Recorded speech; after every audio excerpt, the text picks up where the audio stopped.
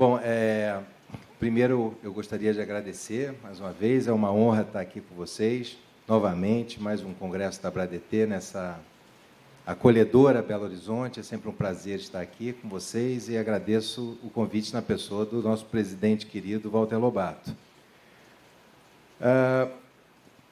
E parabenizo também pelo sucesso do evento, que já está garantido, né? 1.200 pessoas, realmente está falando aqui com a Bettina, é impressionante. Parabéns. Bom, com relação ao tema, esse tema que me foi designado, eu tomei como desafio, né? Porque, na verdade, falar de lei, de uma lei tão nova, né? A Lei de Proteção Geral de Proteção de Dados, e ainda fazer um link com a questão do campo da prestação de informações fiscais, com tão poucos escritos que a gente tem sobre isso, é desafiador. Então, na verdade, o que eu tentei fazer aqui é, como diz o título, como me foi dado, analisar alguns aspectos que são os mais importantes para a gente utilizar um pouco na frente, e procurei trazer 3 cases aqui para a gente discutir um pouco de questão fiscal e que poderia estar relacionado diretamente a essa lei. Bom, na verdade, o que significa essa lei? É uma lei geral, é ampla, né? Ela tem uma abrangência muito grande. Na verdade, é uma lei nova no ordenamento jurídico brasileiro. Ela está ligada à proteção de dados e a gente vai ver que esse conceito de dados é bastante amplo. E o que significa isso? Significa que todas as atividades relacionadas a tratamento de dados, qualquer coisa que se relacione com tratamento de dados, vai ser regulado por essa lei. Tá? É basicamente isso. Ela entra, como é nova, né, e representa um marco, uma mudança cultural, porque vai ter impacto em todo o setor privado. Ela entra em vigor apenas em agosto de 2020, para que as empresas possam se adequar até lá. E por que o gancho que eu pego para começar essa conversa nossa aqui é justamente a importância que o dado pessoal adquiriu. Hoje, o dado tem um valor que é absolutamente impressionante, todo mundo sabe disso. Então, eu vou partir daí para a gente começar aqui essa exposição. Bom, eu recorri ao professor, um historiador israelense, o Harari, que escreveu o Sapiens, né, aquele livro, foi um best-seller internacional, Sapiens, a História da Humanidade. E ele já tem escrito, ele escreveu esse livro, 21 lições para o século XXI, que ele traz, todo um estudo envolvendo a importância que os dados pessoais passaram a ter. Né? Ele faz toda a questão da terra como primeira riqueza, passando pelo petróleo. Então, eu trouxe essa citação aí que diz justamente que hoje quem acumula dado é que tem a riqueza. Né? Então, rapidinho. Likes, they're all collected in real time into a $1 trillion a year industry. O $1 trillion que assusta. Ainda mais aqui perto do superintendente de tributação. Mas, enfim, o que acontece é o seguinte, é uma indústria milionária. Nós estamos falando de algo novo, que a gente vai tentar definir aqui. Então, primeiro, para os conceitos básicos que a gente teria que analisar dessa lei, que é bastante ampla, vamos aí às primeiras noções. Bom, o objeto da LGPD é justamente tratar os dados pessoais, como já antecipei. Ela se inspira no modelo europeu, né? Tem o Regulamento Geral de Proteção de Dados da Comunidade Europeia, que é esse GDPR. Então, transportamos isso para cá, na verdade, importamos. O impacto da lei, a aplicação, né? Ela se aplica a todas as pessoas naturais que estejam protegidas, ligadas a dados pessoais e também empresas que tratem de dados, e vigência a partir de agosto de 2020, como já antecipei. A parte dos conceitos, que eu acho que a gente precisa se ater mais aqui para a nossa discussão mais na frente, eu peguei esses 4 aí, porque a lei ela tem artigos definindo vários conceitos que são absolutamente novos para a gente. Então, por exemplo, dado pessoal. O dado pessoal, ele não é mais só aquele dado clássico, o dado que identifica a pessoa. Né? Então, você parte, o dado pessoal, nome completo, endereço, RG, CPF, data de nascimento, essa é a noção clássica de dado pessoal. Mas o dado pessoal que essa lei abrange também são aqueles dados que potencialmente identificam as pessoas, identificam a pessoa, né? Então, na verdade, isso, você amplia isso aqui para muito mais, a localização geográfica, hábitos de viagem, né? Aquela questão dos hábitos de consumo, né? O perfil que a gente tem em determinado cadastro de compra ou determinado estabelecimento comercial, né? Você tem esses aplicativos todos de mobilidade, Waze, Google Maps, tudo isso você vai traçando um perfil que isso é capturado, né? O iFood, quer dizer, dependendo de como você, os seus hábitos de consumo, de que você compra, de refeições, os aplicativos que você usa para reservar restaurante, isso tudo está sendo mapeado. Então, na verdade, estamos todos sendo mapeados. Eu sei que a professora Betina, por exemplo, gosta de fazer compras na Amazon. Se comprar um livro de direito agrário, vai receber e-mail, por causa do seu IP, você vai receber e-mail. Então, tudo bem, eu peguei um bom exemplo. Vai receber oferta de livro de direito agrário para o resto da sua vida. Então, todo mundo já viu aqui, se você comprar um vinho na internet, vai receber e-mail oferecendo vinho o tempo todo. Isso tá no campo dos dados. Eu estava assistindo agora o outro painel ali no seminário, no auditório A, não é isso? Recebi um SMS dizendo que a última vez que eu cortei o cabelo tem 60 dias, eu preciso correr lá e cortar de novo. Nem cabelo eu tenho, e o cara está marcando pressão no prazo que eu tenho que cortar cabelo. Eu estou no banco de dados deles. Então, brincando ou não, isso é um universo muito grande, e daí porque é a preocupação de uma lei que regulamente isso tudo. O outro conceito aqui importante é o tratamento, porque tratamento ele tem também uma amplitude muito grande. Tratamento é tudo que se faz com dados, desde a coleta até o descarte, incluindo a armazenagem. Então, todas as empresas que mexem com dados têm que entrar nisso. Só por curiosidade, eu vou ler a definição legal de tratamento, aqui no artigo 5º da lei. Tratamento, 2 pontos. Toda operação realizada com dados pessoais, como as que se refere à coleta, produção, recepção, classificação, utilização, acesso, reprodução, transmissão, distribuição, processamento, arquivamento, armazenamento, não vou nem falar o resto todo, é muita coisa, mas tudo que se faz com dado é tratamento.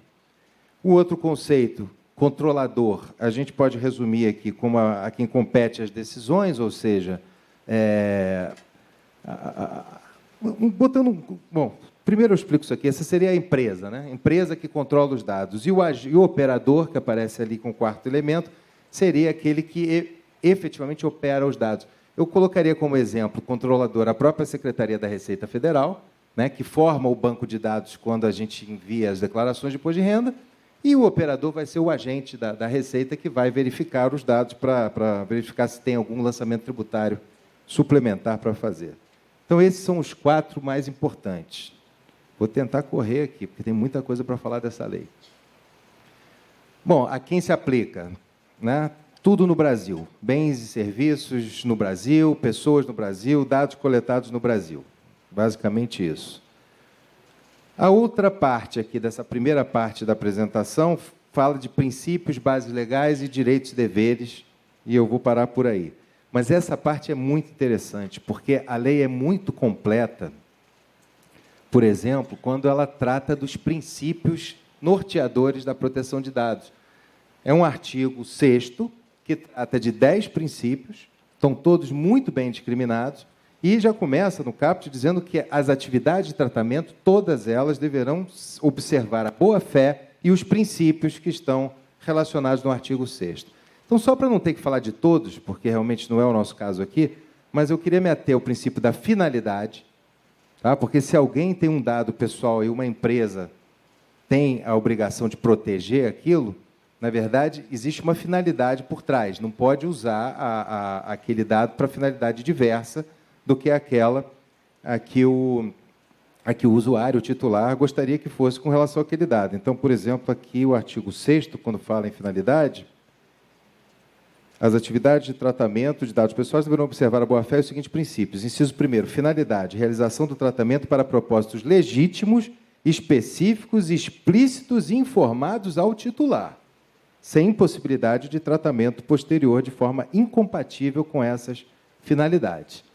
A questão da transparência, já internacional, né, com relação à transparência de dados, e a segurança fundamental, porque os dados têm que ser protegidos, porque as sanções são muito, muito graves, são muito altas.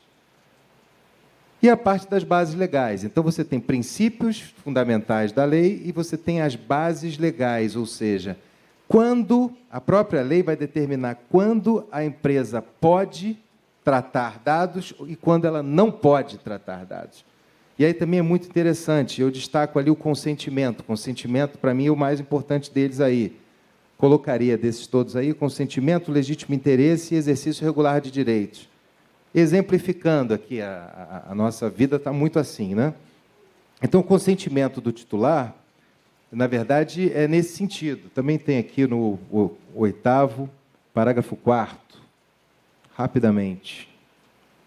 8º. O consentimento deverá referir-se a finalidades determinadas e autorizações genéricas para o tratamento de dados serão nulas.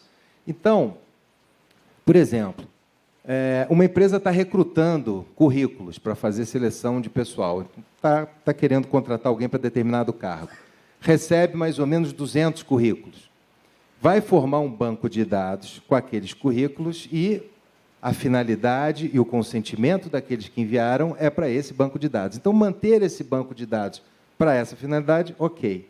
Mas digamos que dos 200 currículos, 180 são descartados, ficam 20, e os 180 são usados pela empresa para fazer publicidade. Né? Pega a mala direta, todos os dados estão ali, endereço, e-mail, telefone, passa a usar SMS, WhatsApp. Então, aí a gente já entra nessa discussão com essa lei, que você não tem o consentimento para aquela finalidade. A questão do legítimo interesse também, passar rapidamente, que senão eu não avanço muito, mas é como uma empresa que lide com aquelas pulseiras que marcam batimento cardíaco e performance do atleta. Os superatletas usam, quer dizer, não teria nada demais aquelas pessoas que já compram isso receberem publicidade daquele tipo de material. Mas, de repente, se ela for ligada a uma empresa de seguro que passa a monitorar quem é triatleta, quem está em forma e quem é sedentário, e aí a empresa de seguro só vai querer trabalhar com o atleta, também não pode. Está fugindo do legítimo interesse. Isso foi um exemplo que eu vi lendo um artigo. E uma outra questão interessante, exercício regular de direitos. Quer dizer, o titular dos dados, ele pode pedir os dados para qualquer empresa, a empresa é obrigada a fornecer imediatamente todos os dados de performance, faturamento, quanto ele fez, qualquer empregado pode pedir e também pode pedir para pagar. Mas, por exemplo, se o empregado está saindo da empresa e pede para pagar, ele pede primeiro todos os dados, por exemplo, pensando em entrar com uma reclamação trabalhista. A empresa é obrigada a dar, mas, se ele pedir para pagar, a empresa tem o direito de dizer que não vai pagar, porque ela pode querer se defender, né? Vai ter que se defender de uma contestação de uma ação trabalhista. Então, dentro dessas exceções, a lei também coloca todos esses princípios e bases legais. Vamos ver o futuro a partir do ano que vem. Cada caso será um caso. E, por último, aqui, antes de entrar na nossa parte tributária querida, resumindo, direitos do titular, o acesso, ele tem livre acesso, ele pode pedir a correção dos dados, se tornar anônimo, bloqueio, eliminação, confirmação, obter dados sobre tratamento e compartilhamento, ele pode ter o direito, ele tem o direito de saber sobre o compartilhamento dos dados que aquela empresa fez com qualquer outra, consentimento, né, já falamos, portabilidade e os deveres do agente, principalmente manter a segurança dos dados, proteção, não pode vazar de jeito nenhum, e aquilo tudo que a gente já falou, né, e tem que comunicar, inclusive, se houver incidente de segurança. Muito bem. Colocados esses princípios aí, bases legais, essa parte mais palatável para a gente da lei, porque, volto a dizer, a lei é mais extensa, como é que a gente pode pensar aqui na questão das informações fiscais, o papel do fisco? Eu procurei trazer essas três situações aqui. Primeiro, voltando ao livro do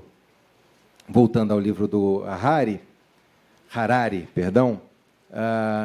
de novo, essa mesma linha que ele vinha falando da terra como ativo mais importante, etc., agora já se fala em novo petróleo, né? O dado como novo petróleo. Então, mais um videozinho de 7 segundos aqui, só para ilustrar. The reason why Google and Facebook are the most powerful companies in the world is because last year data surpassed oil in value. Estraguei a surpresa, né? Falei do petróleo antes do vídeo. Mas o fato é que já há muita coisa sendo publicada com relação, né, ao valor, né? O valor agregado do dado. Aí você começa entrando nessa discussão, então pronto, a economia de dados batizada como novo petróleo na Economist. Muito tudo bem. Aonde será que é o novo petróleo? Petróleo é consumível, né? Mensurável. A gente está falando de algo aqui bem diferente, né? O dado não é, na verdade, consumível. Então, vamos tentar discutir aqui em 3 situações específicas. Por exemplo, o fisco como controlador de dados, aquela primeira situação que eu disse que a Receita recebe e forma um banco de dados com as declarações de imposto de renda, né, que foram oferecidas por obrigação legal, obviamente, todo mundo mandou a declaração, então ele tem o dever fundamental de proteção daqueles dados. Olha o que aconteceu na Bulgária, para a gente ter uma ideia da gravidade disso. Bulgária, isso aí foi em julho de 2019, tem 2 meses. Né? Houve um data breach lá, um incidente de segurança e um ataque de hacker à Receita Federal da Bulgária expôs mais de metade da população. A legislação europeia, aquela que eu já citei lá, do Regulamento Geral, prevê um prazo para a identificação, para que isso se torne público em todas as mídias. Esse prazo, nesse caso, foi de 72 horas. Né? Todas as mídias publicaram essa situação. E a sanção aplicada à Receita Federal na Bulgária foi da ordem de 3 milhões de dólares, mais ou menos isso, né? Fazendo a conversão. Bom, vale lembrar que essa lei também, não passei pela parte das sanções, mas essa nossa lei também prevê sanções bem severas. São desde a advertência a multa de 50 milhões de reais por infração. 50 milhões por infração. Passando por eliminação de todos os dados relacionados à infração. Imaginem um banco, uma empresa aérea que depende daqueles dados, dependendo da infração, o tamanho da infração, teria que eliminar os dados. E outra também, que no nosso mundo de hoje é bem preocupante, que é a questão da publicização do incidente. Né? A questão do dano de imagem, a empresa precisa fazer com prazo e cumprir o prazo, senão a sanção aumenta. Então, esse primeiro ponto aqui, com relação a vazamento de dados, é só mais para chamar a atenção. Existe, a questão da segurança tem que ser absolutamente amarrada. Medidas administrativas e técnicas. Né? Essa aqui é um pouco mais polêmica. Me lembro até, a gente já falou sobre isso em outro congresso aqui na Bradetê, já deve ter uns 3 anos. Eu participei de uma mesa com o Luiz Gustavo Bichara. E uma situação, por exemplo, e não é nossa, essa aqui não é brasileira, esse problema aqui já se discute no mundo inteiro. A liberdade de acesso do fisco aos dados públicos. Então, vamos pensar na questão das redes sociais. Os dados considerados manifestamente públicos. Né? O fisco pode, simplesmente, ele pode considerar livremente esses dados para fins de lançamento tributário? Essa é a questão, quer dizer, dados manifestamente públicos. Aquela coisa que o cara coloca lá na rede social, não tem cadeadinho, não tem nada. Então, vamos lá. Né, isso também já é uma notícia de... Essa notícia aqui é de 2017, né? E isso ficou amplamente divulgado. A Receita passou a adotar dados em redes sociais para, obviamente, quando perceber incompatibilidade óbvia com a declaração de imposto de renda. Então, vamos pegar um caso concreto aqui. Digamos que uma pessoa tenha uma renda declarada totalmente incompatível com sua forma de viver. Então, ele coloca lá na rede social a lancha último tipo que ele acabou de comprar, né, tomando vinhos caros, em Angra, mostrando para todo mundo de forma absolutamente pública. A questão é essa agora, o que muda com essa lei? Né? Será que agora esses chamados dados manifestamente públicos, e a lei fala em dados manifestamente públicos, né, eles também exigem consentimento ou não? Aqui a bola um pouquinho mais dividida, mas ainda assim gostaria de de ir no artigo 7º da lei.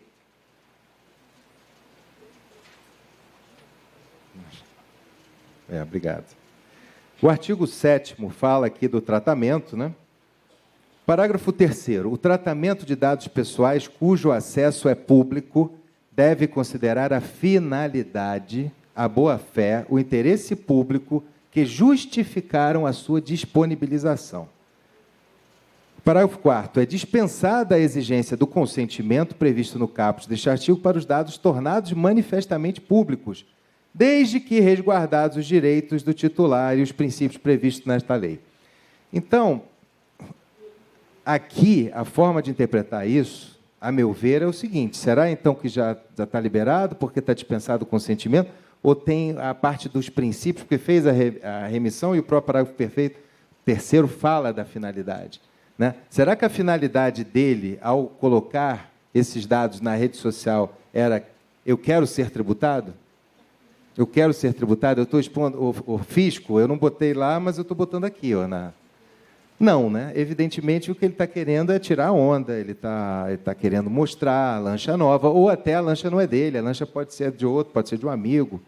Então, aqui, ainda entendo que precisaria de uma base legal específica, porque pela lei que tem aqui, e até porque ela não produz efeito tributário, isso é só para a gente tentar fazer algum link para discutir alguma coisa de tributário aqui, também não haveria ainda essa possibilidade.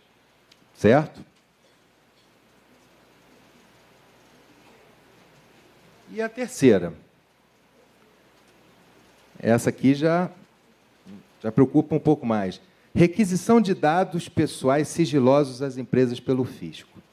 Aqui, só para lembrar, a gente passou, historicamente, por toda aquela questão do sigilo bancário, né? Existia um posicionamento que era muito firme, muito uniforme, no sentido que a quebra de sigilo bancário, sigilo fiscal, era só com autorização judicial expressa, ou CPI. Depois, está até aqui no próximo slide, eu só fiz uma linhazinha do tempo.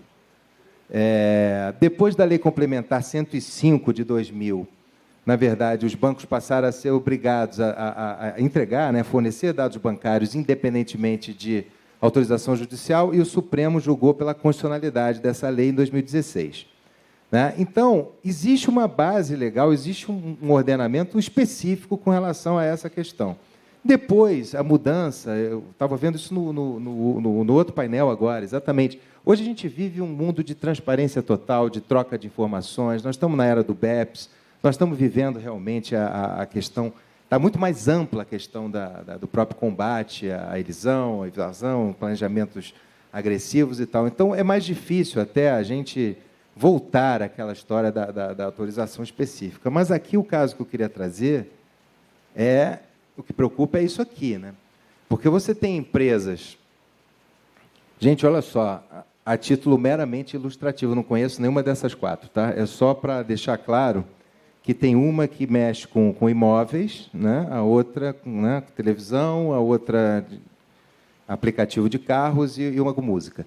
Mas o fato é o seguinte, imaginem a primeira situação que eu penso é o seguinte: se o fisco quiser a base para tributação, a base de todo o movimento financeiro ali, a receita toda, eu acho que é discutível, tudo bem. Você vai pegar a receita bruta para ver se está tributando de forma correta ou não. Agora, o que preocupa aqui?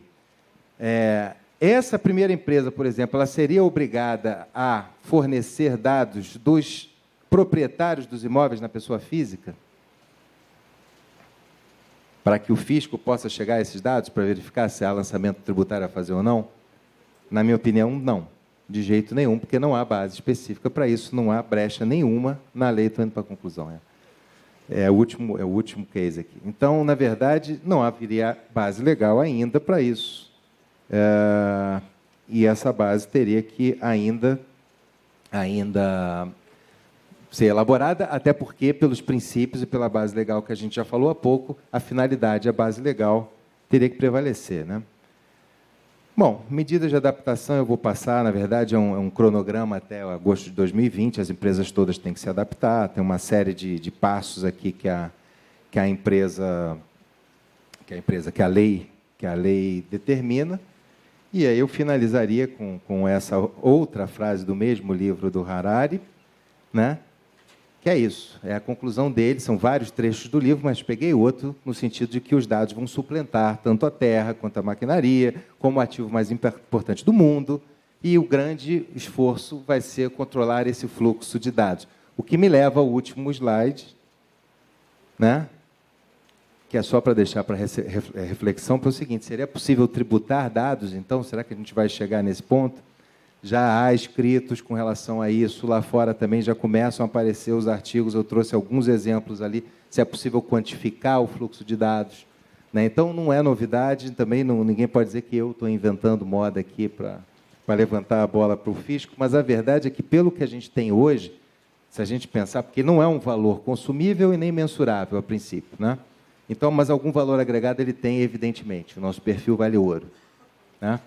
Mas se a lei, só para encerrar e dar o meu recado final, se essa lei é de proteção de dados, o grande objetivo é a proteção do dado pessoal, e a gente tem principalmente dois pilares aqui que eu tentei demonstrar, pelo menos pela minha visão, que são os mais importantes da lei, que são os pilares do consentimento e da finalidade. Então, se uma das palavras-chave é consentimento, né, o que é consentido não é imposto. Então, não caberia imposto aqui. Teria que mudar a legislação, então eu deixo isso para o Congresso daqui a 20 anos, a gente vai falar se vai ter que tributar isso. Obrigado.